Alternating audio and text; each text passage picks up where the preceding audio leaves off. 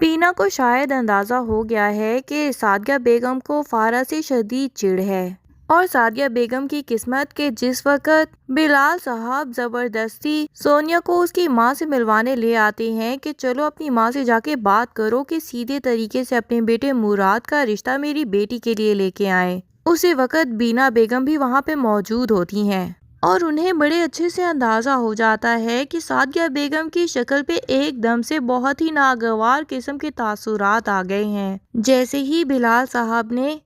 اپنی بیٹی فارا کے لیے بات کی ہے کہ اس کے لیے رشتہ تلاش کر رہے ہیں، ایک دفعہ اس کی شادی ہو جائے تو میں بھی اپنے فرض سے فارغ ہو جاؤں، تو اس سے پہلے کہ سعدیہ بیگم یا سونیا کوئی جواب دیں، بینا ہی بیچ میں بول پڑتی ہے کہ آپ کا مراد بھی تو ہے نا، وہ بھی تو فارا کے لیے ایک اچھا آپشن ہے، تو آپ یہ گھر کی بچی کو اپنے ہی گھر پہ کیوں نہیں رکھ لیتی؟ خاندانی لوگ ہیں اور بچی بھی آپ کی دیکھی بھالی ہے، آپ کے گھر میں آ کے رہی تو ہے۔ سعدیہ بیگم کی شکل کے تاثرات تو بالکل بدلتے جاتے ہیں، کیونکہ ان کی بھابھی ان کی بالکل خیر خواہ نہیں ہے، یہ تو وہ پہلے سے ہی جان چکی ہیں۔ بہرحال فی الحال وہ بلال صاحب اور اپنی بھابھی کے سامنے کچھ بھی بولنا مناسب نہیں سمجھتی۔ ادھر بلال صاحب جو کہ سونیا کو اس کی ماں سے ملوانے کے بہانے لے کے آئے تھے تاکہ وہ اپنی ماں سے صاف صاف بات کر سکے، وہ ساتھ میں مٹھائیوں کے ایک دو ٹوکرے بھی اٹھا کے لے آئے تھے، جیسے آج کے آج ہی رشتے کی بات اس کی ماں سے کروا کے رشتہ پکا کر کے ہی یہاں سے جائیں گے۔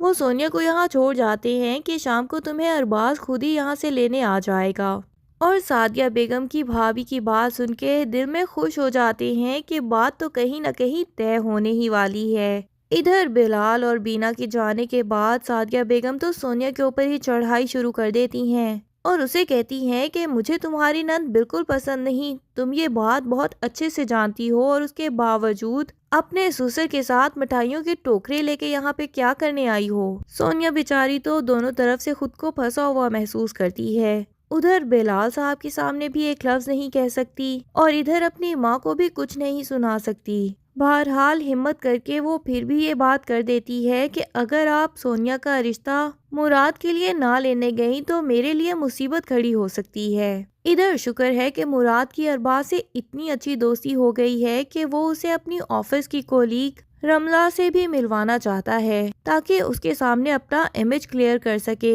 کہ میں کسی اور سے محبت کرتا ہوں، اور میں نے تمہاری بہن کو کبھی بھی ایسی کوئی پازیٹیو وائب نہیں دی کہ وہ میرے اوپر الزام لگا سکے۔ یہ لوگ ہوٹل میں بیٹھے کھانا کھا رہے ہوتے ہیں کہ وہیں پہ ہی رملہ کی نظر سامنے والی ٹیبل پہ جاتی ہے جہاں وہ فارا کو اس کی فرینڈ کے امریکہ سے آئے کزن کے ساتھ بیٹھ کے کھانا کھاتے اور گپے لگاتے ہوئے دیکھتے ہیں۔ فارا تو ان لوگوں کو دیکھتے ساتھ ہی وہاں سے بھاگ جاتی ہے، لیکن شکر ہے کہ ارباز بھی اسے اچھے سے دیکھ چکا ہے۔ ہاں، فوٹو بنانے کا ٹائم اسے نہیں ملتا، ورنہ تو بڑے اچھے سے وہ اپنے چچا کو پروف دکھا دیتا کہ فارا تو کسی اور کو پسند کرتی ہے، پھر بلا وجہ مراد کے پیچھے کیوں پڑے ہیں۔ بہرحال جو بات اچھی ہے وہ یہی ہے کہ فارا کی مراد سے اب بالکل محبت ختم ہو چکی ہے، وہ صرف اس سے بدلہ لینے کے لیے ایک دفعہ ایسا ضرور چاہتی ہے کہ وہ اپنی ماں کے ساتھ ان کے گھر رشتہ لے کے آئے،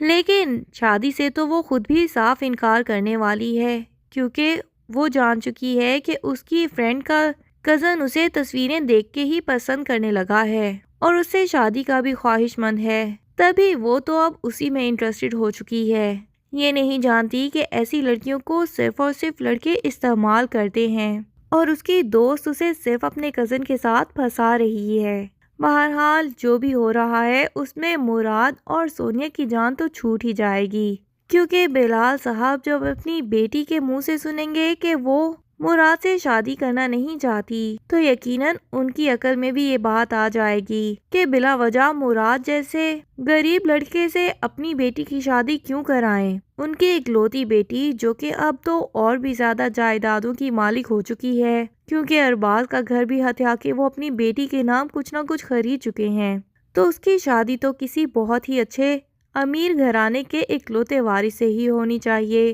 جو اس کی طرح اپنی فیملی کا اکلوتا چشم و چراغ ہو، اور اس کے بعد فارا کو ساری زندگی سکون کی زندگی نصیب ہو، جبکہ سعدیہ بیگم جیسی ساس کے ہاتھ میں اپنی بیٹی دیکھ کے وہ اپنی بیٹی کی زندگی آخر کیوں خراب کریں گے؟ دوسری طرف دانیہ جس کی طبیعت اچھی خاصی خراب ہو چکی ہے اور بیماری کی وجہ سے بہت ہی نقاہت زدہ حالت میں وہ سو رہی ہوتی ہے، لیکن دوسری طرف اس کی ساس بینا بھی میگرین کا بہانہ کر کے اپنے کمرے سے نکلتی ہی نہیں اور اپنے بیٹے ولید کو یہی شو کرواتی ہے کہ دیکھو اس بڑھاپے میں بھی میری کوئی خدمت کرنے کے لیے بہو گھر میں نہیں آئی، الٹا میں بیماری میں اٹھ کے کچھ نہ کچھ کروں گی اپنے لیے۔ ولید جا کے دانیہ کو جگا دیتا ہے اور اسے کہتا ہے کہ تمہیں اگر گھرداری کا زیادہ شوق ہے تو اپنی اس بات کو اب پروف بھی کرو عمل کے ساتھ، اور یہ بلا وجہ کی بیماری کے ڈرامے میرے سامنے کرنے نہ بیٹھو۔ دانیہ بھی اسی بیماری کی حالت میں اٹھ جاتی ہے تاکہ ولید کو اپنی سچائی کا پروف دے سکے، اور اس کے بعد بیماری میں ہی اس کی ماں کے لیے سوپ بھی بنا کے لے آتی ہے، لیکن ساس اس میں نمک زیادہ ہونے کا بہانہ کر کے اس کی ساری محنت پہ پانی پھیر دیتی ہے، اور ولید بلا وجہ ہی دوبارہ سے دانیہ کو ڈانٹنا شروع کر دیتا ہے کہ تم جانتی بھی ہو کہ امی کا بی پی ہائی ہے، اس کے باوجود زیادہ نمک والا سوپ دے کے ان کی طبیعت خراب کرنا چاہتی تھی۔ یہاں بینا بیگم جنہوں نے اصلی شیطانی لگائی ہوتی ہے وہ بڑی ہی صلح پسند بن کے دانیہ کے سامنے اپنے بیٹے کو ہی ڈانٹ دیتی ہیں کہ کوئی نہیں، اس نے بیماری کی حالت میں میرے لیے سوپ بنایا، پتہ نہیں چلا ہوگا کہ نمک تیز ہو گیا ہے، بلا وجہ میری بہو کو ڈانٹے کی بالکل ضرورت نہیں ہے۔ اور جب دانیہ وہاں سے چلی جاتی ہے تو اس کے بعد بینا بیگم دل ہی دل میں خوش ہوتی ہیں کہ صحیح اپنے بیٹے سے اس لڑکی کو ڈانٹ پڑوا دی۔ اب دانیہ جا کے کچن میں ایسے بیماری کی حالت میں ہی چائنیز کھانے بنانے لگ جاتی ہے، تو بینا بیگم جب آ کے دیکھتی ہیں کہ دانیہ طرح طرح کے کھانے بنا رہی ہے تو اسے صاف سنا دیتی ہیں کہ اچھا طریقہ ڈھونڈ رہی ہو، کسی بھی آدمی کے دل کا راستہ اس کے پیٹ سے ہو کے گزرتا ہے، لیکن میں تمہیں صاف ہی بتا دوں کہ میرا بیٹا ولید اگر 5 اسٹار ہوٹل کا کھانا بھی ہو تو اس کو چھوڑ کے میرے ہاتھ کا کھانا پسند کرتا ہے، وہ تمہارے ان کھانوں سے امپریس ہونے والا نہیں۔ لیکن پھر بھی دانیہ اپنے ساس سسر کی ویڈنگ اینیورسری کے لیے اچھا سا کھانا بھی تیار کرتی ہے اور اپنے ہاتھوں سے کیک بھی بناتی ہے، اور اس کے بعد میڈ کو کہہ کے ڈرائنگ روم کی سیٹنگ بھی چینج کر دیتی ہے تاکہ ان سب لوگوں کے گھر آنے سے پہلے اچھا سا سرپرائز دے سکے۔ میڈ تو دانیہ کو پہلے ہی منع کرنے کی کوشش کرتی ہے کہ دانیہ بیٹی آپ کی طبیعت پہلے ہی خراب ہے، بلا وجہ آپ اتنی محنت سے کھانا بھی بنا رہی ہیں اور سیٹنگ بھی کروا رہی ہیں،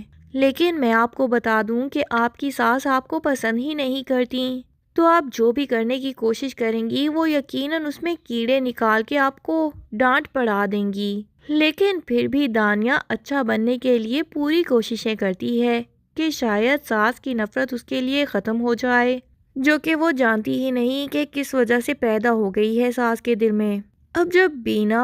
اور ولید گھر آئیں گے تو یقیناً انہیں دانیہ کی یہ ساری ایفیشنسیز بہت زہر لگنے والی ہیں، لیکن حماد صاحب ہی دانیہ کو بچا لیں گے شاید، اور اس کی اس ساری چیزوں کے پیچھے بہت زیادہ کریڈٹ دیں گے اسے، اور حماد صاحب کی وجہ سے بینا اور ولید کچھ بھی الٹا سیدھا کہہ ہی نہیں پائیں گے دانیہ کو۔ پر کتنے عرصے تک حماد صاحب یوں ہی دانیہ کی فیور کرتے رہیں گے اور اپنی بیگم کے قہر سے اسے بچا پائیں گے؟ یہ سب جاننے کے لیے ڈرامے کی اگلی ایپیسوڈز کا انتظار کیجیے۔ تب تک کے لیے اللہ حافظ۔ ویڈیو پسند آئے تو لائک اینڈ کمنٹ ضرور کر دیں اور چینل کو سبسکرائب کرنا نہ بھولیے۔ شکریہ۔